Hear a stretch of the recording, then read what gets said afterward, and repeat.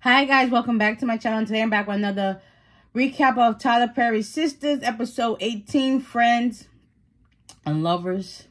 So with that being said, let's get into it. So as you can see, it continues off with Zach and Aaron at the restaurant. And let's just say hands are thrown everywhere. Them two get into a little scuffle. Then you got Karen, Andi, and Robin run over from where they were at. And then in walks Fatima and Angela. So they're going back and forth. Blows are hit from each end. So basically they both got a few punches in. And then eventually the security, I guess, broke it up between them two. And basically one of the securities is holding back Aaron. And Zach is like, listen, I've had enough. I've been trying to be a good guy. Basically, Fatima gets a hold of Zach and lets him know, like, listen, you got to calm down. He keeps saying, I'm trying to be a nice guy. Like, I just can't. And then eventually, Andi runs over to Karen. And Aaron was like, listen, we got to go. And Aaron was like, Karen, let's go. So I guess after Fatima said what she said, she was like, we got to go. And they're about to walk out. I guess the owner of the restaurant was like, listen, I'm going to call the cops. And you know how Fatima is. She was like, F you and the cops. And then you got messy Angela talking about, call me. Like, what? Don't you got to do, like, where's Bryce at? You worry about the next man. Don't you got a man already? Like, Angela is so messy. And I'm surprised that Fatima don't see her as that. Like, okay, y'all went to school and y'all were friends since college, but you know, people change. Like, you pick up on the different mannerisms that they give you, and you don't see that, or you just be blinded by, like, the fact that, oh, we're friends. You don't think that would happen. Nah, Angela's messy. Like, she's really messy, and I don't like that. Like, you got Fatima and Zach spiraling out of control over a picture. Like, for all that, you should have just minded your business and just deleted that drum. Like, listen, what she don't know won't hurt her. Like, in this case, that right there, that whole incident is just blowing out of proportion. So, yeah. So, after the altercation, in walks Gary. And he talks to the owner. And by the corner of his eye, he spots Robin at the bar. So, he goes over to Robin and starts talking to her. And he says something about this meeting. And Robin was like, well, how do you know that? He was like, well, I've been talking with the senior partners. And basically, Gary thought he would be so leveraged that he wouldn't have the money. And once Robin, like, shot him down, was like, I have the money. It's in the business account. Gary looked so shook and was shocked, like, he basically shut him down, put him in his place. And all Robin could do is smile. Was like, listen, we gonna ride this out to the end, like, ride it to the wheel fall off. And eventually, Gary's worried about, like, listen, where the bartender that I got, yeah, he's kind of like lost for words. Like, Robin got it back to him. Like, what? So eventually, the owner tells Gary that his table is ready. So he walks off, and it's like, wow. So he sits down at the table. He ends up calling Hayden. And Hayden's in the midst of, you know, with doing things for tomorrow. And she basically stops him and was like, listen, your phone is ringing. So you got Hayden already mad because he about to not get his stuff in with the girl. And he's like, oh, this guy. He answers the phone. It's Gary. Gary tells him, like, listen, Robin, he found a way to get the money. And Hayden was like, what? Yeah. But then Hayden was like, he's leveraged. Like, where could he get this type of money? Gary was like, I don't know. But so basically, Gary wants Hayden to find out where he got the money from. It's in a business account. And Hayden was like, listen, I'm busy right now. Gary was like, with that girl? Yeah, I'm tearing that. Yeah, but we'll see. But anyways, them two in the conversation. I guess Hayden's going to find out in the morning. And basically, Gary's still shocked. And he looks over and he finds out that Robin leaves. And he's just like flabbergasted. Like, where did he get this money from? Like, he's trying to do all this so that, you know, Robin stays away from Andi, but that's his boss, but that's her boss. But then again, I don't know, but we gonna find out. So yeah, after Hayden gets off the phone with Gary, Tamara walks back in and she lets him know that, listen, I gotta go. And Hayden's kind of like, he don't want her to go because, you know, he probably still, you know, wants some. And she's like, listen, I gotta go. I gotta work in the morning because, you know, I basically I gotta find me a new job. I guess this guy that she's dealing with trying to take everything she got. And he was like, listen, nah, you ain't gotta work. I got you. Just stay here with me. And she was like, but why? You just met me. And, you know, they have a little moment. He basically trying to, like, secure the bag with her. He really want her. But at the same time, she's just like, I don't know. But, you know, he basically kind of reassures her that, listen, I got you. You can stay with me all night. You know, we can have sex or whatnot. And then in the morning, we're going to find you a new job. And she's still kind of, like, on the fence about it. Because she's like, I don't know. I never had a man to take care of me. And I'm just basically not that type of girl. And so he basically reassures her that, like, listen, I got you. We good. And, you know, they kissed or whatnot. And, yeah, they had a moment. But I can honestly relate with that because, you know, I don't want to put my business out there. But, yeah, I actually met a guy who actually said the same things. He said that Hayden said to tomorrow to me. Like, I don't know, like, how I should take it. But, you know, we just gonna, you know, keep going with the flow and see where things go. So, yeah, I can honestly say that, it's kind of too hard. It's kind of too hard to believe stuff that come out of another guy's mouth if you know that's not what you're used to. So it kind of puts you on the fence, and you know, get taken aback by it by a little bit. But yeah, just put that out there. But yeah, so let's continue into this. Oh my gosh! So basically, Angela drives back to Zach's house with Fatima, and they're talking and whatnot, and all you hear Angela say that, you saw what happened, it was crazy. She act like Fatima wasn't there. She is so messy, like, and Angela's talking about, so should you, do you want to come stay by me? She's like, nah, Zach will be here in a few minutes. And basically, Fatima comes to reassure her, like, listen, you can go home, I'm going to deal with my man. And eventually, like a few minutes later, Zach pulls up in the car. And Fatima gets out, and Zach gets out, and Angela leaves. So they get in the house. You know, even though he's mad or whatever, he opens the door for Fatima. She walks in, then he walks in, and he closes the door, whatever. He goes to sit down, and his hand is like he's wincing a little bit in pain. So Fatima walks over to the freezer and gets the ice bag and put it on his hand. And they start talking about it like, it's crazy because it's like, he's talking about what happened, and I honestly could see both parts because I actually kind of feel Zach on this, because it is true though.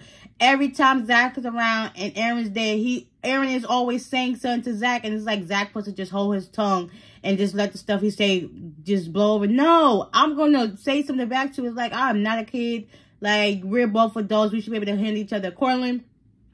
So basically, Fatima thinks that, you know, Zach fought Aaron because of Karen. He was like, no, I didn't fight him because of her. I fought him because he always saying something to me, and it's true. He is always saying something to him every time they come in contact with each other. Like, it will not, like, let's let it be, let bygones be bygones. You don't say nothing to me, I won't say nothing to you. Like, he literally always is saying something to him. So basically, Zach and Fatima, they start getting into it, and Zach was like, listen, I don't got time for this. I'm about to go to bed.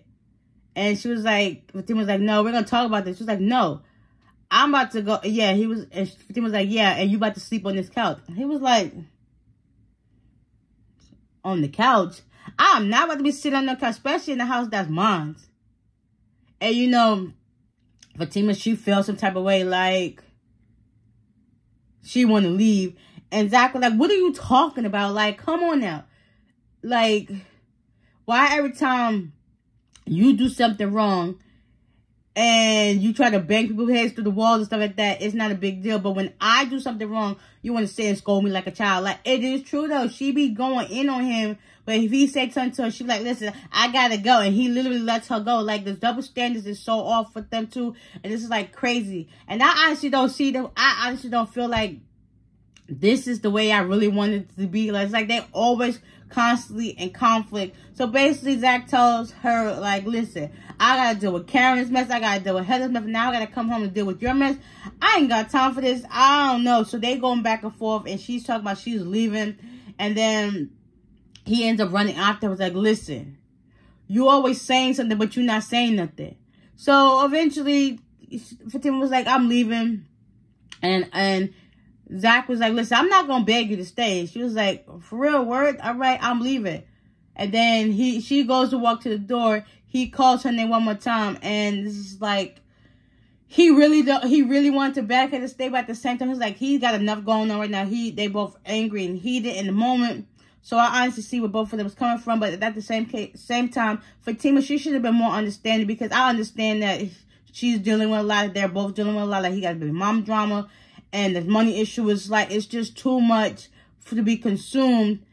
And it's like, well, dang, can I at least get a break? I give you a break. Like, and she also threw the fact that he's a felon, and she can do the stuff she do because she don't have a record. That is not no excuse for Fatima. Like, regardless, you shouldn't be doing the stuff that you be doing. And the stuff that you've been doing was way worse than what he did. Like, come on now, stop throwing his arrest in his face. Like, he know what he did. He's obviously trying to make up and own up to his mistakes, obviously, and still trying to deal with his baby mamas that he got to deal with. Like, you're not making it any easier on this man. It's like you kind of making it a little bit harder for him to actually do what he wanted to do. And it's like, you're supposed to be his peace. You're not being his peace right now. You constantly down his throat. And it's like, dang, he feels attacked from all angles. Like, from this woman to this woman to this woman. Like, when is this man going to catch a break? Like, nobody will just let him be. Like, when he was broke, he didn't even have this many problems. Now that he got money and everything, everybody just keep coming at him from left and right. And it's like, he honestly felt attacked, and I can honestly see where he's coming from. So, she leaves. And Zach is like, oh, fuck. And he decides to go upstairs. So, yeah. So, now we're back at Karen's house. So, we got Andi, Karen, and Aaron. They get in and they start talking. Basically, Aaron goes off to the kitchen to get some ice for his hand. And Andi and Karen start talking. And Karen feels as if Andi betrayed her by not telling her about the picture. But then again, I kind of see where Andi's coming from, because she's in a rock and a hard place. She got both Fatima and Karen are her friends. And it's like, what Karen says to Andi, she doesn't tell Fatima, and vice versa. So it's like, she don't know what to say, and it's how she can say it so that way nobody will feel offended. So I honestly see where Andi's coming from. And basically, Karen feels threatened that, she felt like Andi betrayed her trust, but she feel like she didn't betray Fatima. So Karen was livid. She ain't had time to hear what Andi had to say. Andi was trying to plead with her like, listen, you being unreasonable. Like, just take a chill pill. And taking all the information to see where things go, what you could have done. Karen was like, I'm not here for it. Leave my house. She cursed out and everything. And eventually, Karen walked off to her room, and you got Aaron standing in the kitchen, because at that point, Andi wanted Aaron to interject and say something, but Karen was like, nah, he don't got nothing to do with this between me and you. So she leaves, and then he walks in to talk to her, like, listen, why now you got some words to say? She's like, listen, I think she's being unreasonable and stuff like that. So she didn't really have nothing to say to Aaron either. He was like, listen, I'm going to talk to her and see where things go. And then Andi, heated as she was, she grabbed her stuff and she left. So eventually, Karen calls Aaron into the room with her, and he talks to her. She was like, listen, do you feel like I'm being unreasonable? And he was like, yeah, you are. Like, she was just trying to explain things to you. And she was like, okay, I'll just call in the morning. She was like, listen, I don't have nothing against Fatima or whatever. It's just like, feel like she done took my ex, she done took my friends. And it's just like, it's just too much to take in. And, they try to process the situation. I mean, because they're both cool chicks, but you're not really giving each other the benefit of the doubt, get a chance to know each other. But whatever the case would be, Aaron and her talk, and then she started like, listen, I'm going to go to bed. And then something about some video. So she decides to call her phone and see where things go. Hopefully they can nip this joint in the bud, because this is so unnecessary tension that it's not a good look on all parts. So Danny's still at Sabrina's house, and they're talking about, the whole situation of what went down. And eventually Danny decides to, like, listen, she played her on her wine. She was like, this is some Jim Jones type wine, and I'm loving your African fashion. And she started making these African noises at Sabrina, and Sabrina just like, Sabrina finally tells Danny that she lost her job. And Danny was trying to give her a glimmer of hope. Like, listen, maybe once they figure everything out, you can get your job back. She's like, yeah, but banking is a different type of field.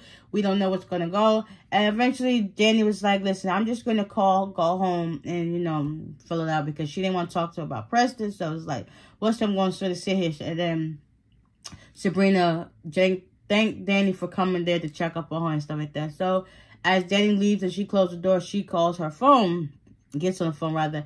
And you know who she called? I was not even thinking this. She called Q. Supposedly they're going to hook up and he's going to come to her house. I just hope she's not in for a rude awakening, because I don't know. The whole Danny and Preston situation is kind of off in my book. Like, she need to be a little bit more understanding and accepting that he's trying to know everything about her and stop using what happened in the past to black people in general, like, as a way of a cop-out to not get a chance to know somebody. Y'all don't have nothing in common because you choose not to have nothing in common with this person. So, yeah, hopefully Danny can get her act together and, you know, things will go better with them. But who knows? Who knows? So, come to find out, Karen, she called the salon because Pam didn't send her the video. And Pam let her know that, you know, there was still another person, another worker at the store, Devon, still dealing with the client. So she said when he leaves, you know, I'll see you in the video. And Karen was like, so why he always did like, so hopefully to pay his booth rent, whatever the case would be.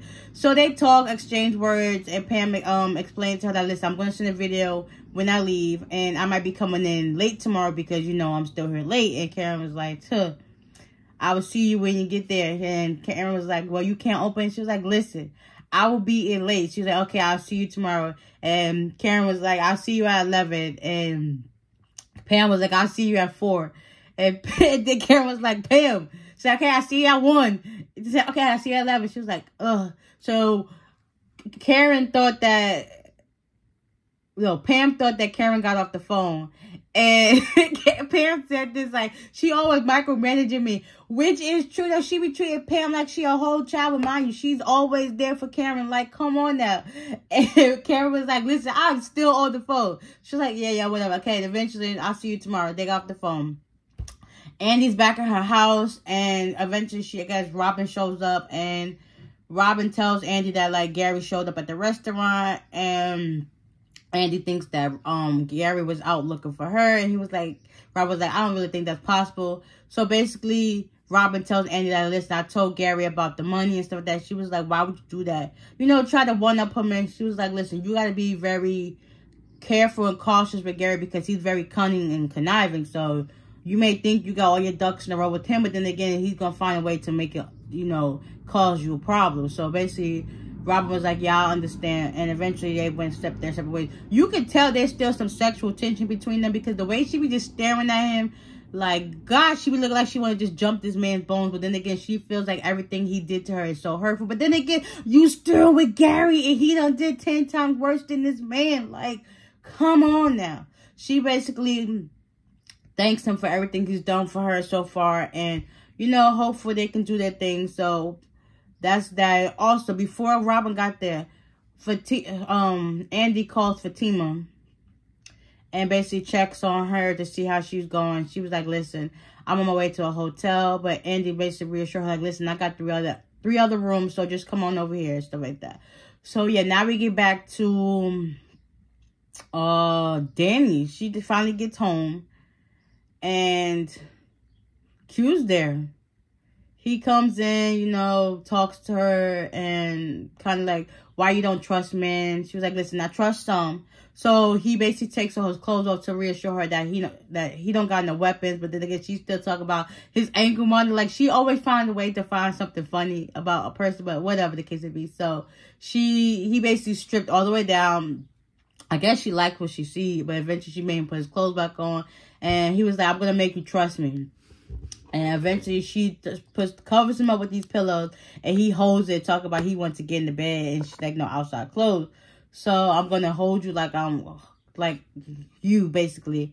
And he was like, so you want me to leave? She basically didn't say nothing. She was just like, well, do you got condoms? And eventually he goes in his pocket and pulls out one. And we're going to see if they're going to get it on or what. Because right now, Danny, you playing with fire. Like, and you know what's so funny? Why the heck nobody won't tell Danny that the guy that caused all this mischief is right in her face? Like, make it make sense. Like, come on now. So, we got Maurice in his cell singing the song, and in walks this inmate. And basically, long story short, the inmate basically telling him how he got in jail. He's been in for a year. He just needs somebody to talk to. And that how his prosecutor wanted him to pin the story on somebody else so that he can make bail. Because obviously, he couldn't make bail. So Maurice heard that it's like kind of relatable to what he's going through. And he was like, well, how do I not know that you're not an informant for the people? He was like, listen, I've only been in here for this. And I'm telling the truth. And eventually, Maurice was like, yeah, whatever. I got the bottom. You sleep, you got the top. But, you know, sometimes I'll sleep on the bottom. Whatever the case would be. So eventually, he was like, listen, just good night. And the guy just goes to, I guess, ski on the top bunk, whatever. So now we got Fatima finally pulling up at Andi's house. And she goes to give her a hug. And they're just talking about how Fatima and Zach got into a fight. And she's telling Andi, like, listen, I do not want the fight between... I do not want Karen to be the risk of the... whatever the kids to be the problem. And Andi was like, that's too late. So now Fatima's taking it back, like, what do you mean? She was like, it's nothing. So basically, Andi tells her, like, listen... you know, do you think that this fight could have been preventable? She was like, was it a real fight? She was like, yeah, it was a real fight. Zach went off on me. Basically talk about how this is his house, stuff like that. But, you know, people say things when they're heated because in all actuality, that is his house. You don't remember Fatima when y'all first started dating or whatever the case would be and Zach got into that trouble. You was constantly kicking him out, but it was your house. Like, that's how he feel in that same instance. Like, the double standard is off. Like, you can't say something and do it, but then when I do it, it's a problem. Like, no, make it make sense. Stay on the same accord. Like, hold each other accountable for how things go at the same time and place. Like, come on now. You're not making it any worse. Any better, I mean. So, eventually, kind of find out Fatima took off the ring. She left at the house. And basically, Andi told her, like, listen, I got you. You can stay in another room. I got this, and this. You know, you're good. And basically, Fatima lets her know, like, listen, I'm going back to my apartment tomorrow. And then next you know, the elevator dings. And up comes Karen. So you already know it's about to be some more drama. And things about to get even more heated. Hopefully, they can all come to a conclusion. Because it's like, dang. They all in... it's a triangle right now. The triangle. And the common denominator is... Zach. But at the same time, I can kind of see what Andi is going on both sides. It's like, yes, me and Karen are friends. We've been friends since college. And then I also got this new friend that happens to be my coworker, and I'm her boss at work. So it's like I'm kind of torn in between the two because constantly the common denominator is Zach. So it's like, yeah, I don't know how to like say certain things to you, say certain things to you without jeopardizing our friendship as a whole between the two of them. So, yeah, I can't wait to see what happens next week. I hope you guys enjoyed this recap.